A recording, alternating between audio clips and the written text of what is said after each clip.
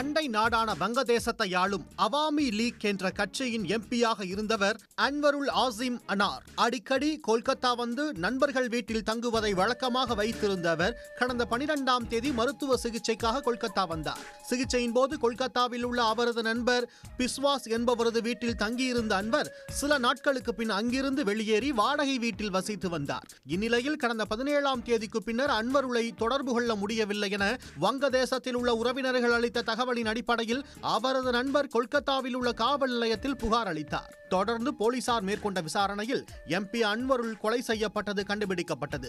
இந்த சம்பவம் தொடர்பாக கொல்கத்தா போலீசுடன் வங்கதேச அதிகாரிகளும் இணைந்து விசாரணை நடத்தி வந்தனர். இந்நிலையில் எம்பி அன்வருல் படுகொலை வழக்கில் ஜிஹத் ஹவ்லதார் என்பவரை போலீசார் கைது செய்தனர். அவரிடம் நடத்தப்பட்ட விசாரணையில் பல திடுக்கிடும் தகவல்கள் வெளியாகியுள்ளன. வங்கதேசத்தைச் சேர்ந்த ஜிஹத் மும்பையில் பல ஆண்டுகளாக கசாப்பு கடையில் பணியாற்றி வந்துள்ளார். எம்பி அன்வருலை கொலை செய்வதற்காக ஜிஹத்தை அக்தருசாமான் என்பவர் கொல்கத்தாவுக்கு அழைத்து வந்ததும் விசாரணையில் தெரிய வந்துள்ளது. எம்பி அன்வருலை கொலை செய்து உடலை பல துண்டுகளாக வெட்டியுள்ளனர். தோலை உரித்து தசைகளை தனியே பிரித்து எடுத்துள்ளனர். பின்பு மஞ்சள் தூளில் தசைகளை போட்டு சில நாட்கள் கெட்டு போகாமல் பார்த்து கொண்டுள்ளனர். அன்வரின் எலும்புகளை பல துண்டுகளாக உடைத்து தனித்தனியாக பிளாஸ்டிக் பைகளில் கட்டி அவற்றை நகரின் பல்வேறு பகுதிகளில் வீசியதாக ஜிஹத் வாக்குமூலம் அளித்துள்ளார்.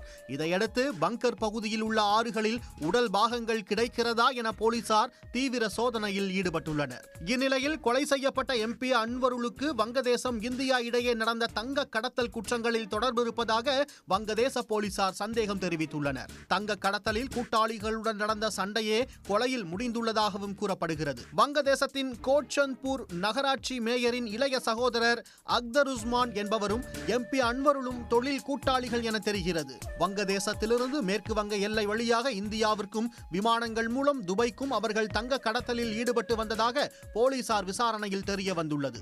இந்தியாவிற்கு தங்கம் கடத்தி செல்லும் குருவிகளுக்கு 12 லட்சம் ரூபாய் வழங்கப்படுவதாக கூறப்படுகிறது. தங்கம் மற்றும் பணத்தை பங்கு விரிப்பதில் ஏற்பட்ட தகராறில் எம்பி அன்வருல் 80 கோடி ரூபாய் மதிப்புள்ள தங்கத்தை பதுக்கி வைத்துக் கொண்டதாக கூறப்படுகிறது. இதனால் அவரது கூட்டாளி அக்தருஸ்மான் அவர் மீது கோபமும் வெறுப்பும் ஏற்பட்டு சண்டையிட்டதாக கூறப்படுகிறது.